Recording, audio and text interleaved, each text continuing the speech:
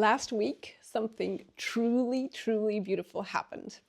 I posted a video nudging people to more positivity, and that video, it's linked below by the way, received 968 positive comments and just one single negative comment.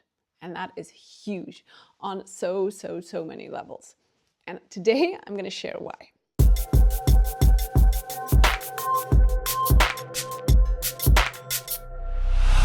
Firstly, in the 7 years that I've been publishing videos, I have never received so many positive, heartfelt comments on just a single video.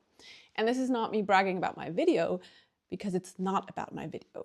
The quality is basically medium. It's not filmed in a particularly appealing way or something. And it has no fast cuts, so it doesn't have anything everyone tells you to have for a video to be engaging. But it's vulnerable, it's authentic, and it's honest. So this is the second huge truth hidden in that video. While marketing and socials, they often push the spectacular, and by doing so, they constantly feed our deepest fear of not being good enough until we buy something, until we do something or behave in a specific way. It seems that humans actually genuinely appreciate and connect with and open up to honesty and to positivity if it's presented in a truthful manner. And although most of us often seem to feel overwhelmed and numbed and triggered by the constant negativity in the news or in the socials, and I definitely do as well, we actually seem to yearn positivity and connection. That's what lights us up, and that's what my video showed me. Also, side note, funny, but side note, important side note is that honesty seems to repel trolls, because just a single negative comment among almost 1,000 positive comments, that's I've never ever had that. So secondly, what happened below that video demonstrates the power, basically the power of taking responsibility for your social media feed, because it matters. I know we feel numb, but we're not powerless. And I shared in that video that social media are designed to hijack our brain circuits and to keep us glued to our phones. And they do that, by the way, by triggering our dopamine system and this in the long term is really not good for our brain development. So I nudged to hack your algorithm and to actively influence your feed. How can you do that? Well, it's pretty simple, actually. It's not easy, but it's simple. By commenting positively on the stuff that inspires you and that feels real, and by not engaging negatively with the rest. Why does this work? Well, whatever you interact with, you'll get more of that. As I said, it's simple, but it's not always easy. So that's exactly actually what happened in that video. And that's why I wanted to share it, because some of the commenters actually sent me messages afterwards saying, oh my God, I've been following you for ages and I haven't been seeing your posts, and now finally you're up in my feed again. So this really shows how important it is to take that responsibility. So here is really my call to action. Comment and engage with the things you like. Every single comment on social media, and actually in real life, every single engagement will tell the, I'm putting air quotes here, I'll tell you why, algorithm, what you want to see. Because on social media, everything you do literally tells the social media algorithm to show you more of it. So you can train your algorithm actively. And this is actually a life-changing tip coming in now. This applies to social media, but it also applies to real life, on and off your mountain bike. Because you keep engaging with the negative stuff, for example, on your mountain bike, that could be, oh my God, I took a bad line, that corner was really bad, I'm too slow, I'm sorry, I'm the slowest on today's ride. So you're apologizing for your mistakes and for the things you basically don't feel good enough. And boom, you start to focus on the negative. You'll start to see more of it. But on the other hand, if you start commenting on the positive things, like appreciating yourself for your improvements, they are there, you just need to notice them, and boom, you'll notice more of that. It's literally neuroscience in action.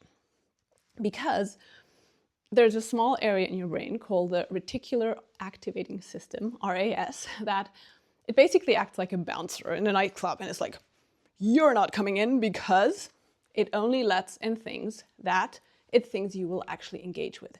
So the bouncer acts upon that. There is more to this, but the short version is your brain is not a camera. It doesn't show you reality as it is, it filters reality based on what you've engaged with in the past. If you want a full episode about this, by the way, then comment below, because I can talk about how focus literally creates your reality. But that's why I always say attention is your most valuable asset. And trust is the most valuable currency in this world. Because here's the thing, attention needs to be trained and trust needs to be built. You can't buy attention and trust, but I promise you attention and trust will allow you to buy anything, because they will make you rich, because you focus on the things that genuinely serve you and the world, and you build trust by being honest. Earning money is a natural consequence because people start to trust you. And if you genuinely want to serve, it's a self-feeding loop. And while that's a topic that goes way deeper than what I want to dive in today, the essence of this is social media is an amazing tool to practice exactly this. Because you can train your algorithm by starting to focusing your attention on the positive things that cause positive emotions, and ignore the rest. Just scroll past the negativity. Even if it's something that annoys you, ignore it, scroll on, find something positive, honest, something that lights your soul on fire, something vulnerable, something real, and comment on that. Let's make social again. And I promise you, this will literally change your social media feed within a few days. And thirdly, what that video really taught me is how much our brain is biased, and that we need to keep training it constantly.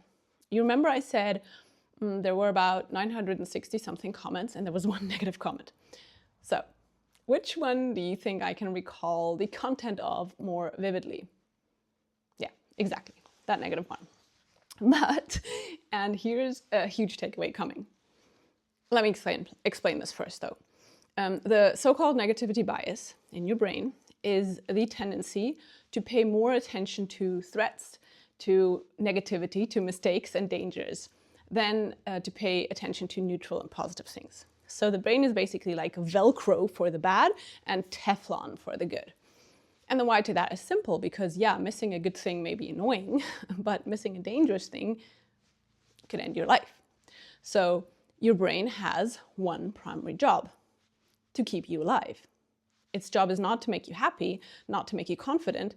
Its job is to keep you safe. That's why we have this negativity bias. But here's how you can influence it. The negativity bias reinforces itself through repetition, like everything in our brain. So when negative experiences feel more vivid, then you think about them more, and whatever you think about more, that builds stronger neural pathways. In other words, the negativity bias builds its own highway in your brain. But the good news, you can build a positivity highway too. But it takes conscious practice, because your brain is wired for negativity. So what do I do? What's my conscious practice? Every time I notice that my brain is starting to wander off to that negativity, to that negative comment, for example, I take out my phone and I scroll through the positive ones and I interact with the positive ones. And I actually literally have a little album where I have screenshots with the most positive comments, because I keep looking at them. It takes effort, but it's worth it. And I do the same out on the bike. Let's say I'm riding a rocky section. My negativity bias will automatically say, it will scan for danger. It will say, oh, don't hit that rock. That is really dangerous. You don't want to do that. And then my body will prepare for threat. It will tense up. It will narrow my visual field. So the result is I'll feel stiff. I'll feel less confident. And ironically, I'll also be more likely to hit that exact thing that I'm fearing. But when I deliberately focus on the safe, on the solid line, on the patch of trail that I actually want to hit, that reinforces the positive loop. And then if I reinforce that with positive talk, I give myself clear cues on what I'm already good at. And that's how I override the negativity bias just enough to access my skills again. And that's exactly why so many mountain bike coaches keep repeating the mantra, look where you want to go, not where you don't want to go. It's literally retraining your brain's evolutionary filter.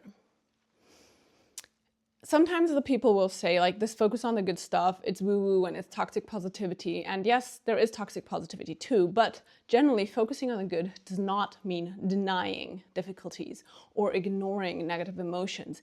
It just means training your brain to notice possibilities and act upon them.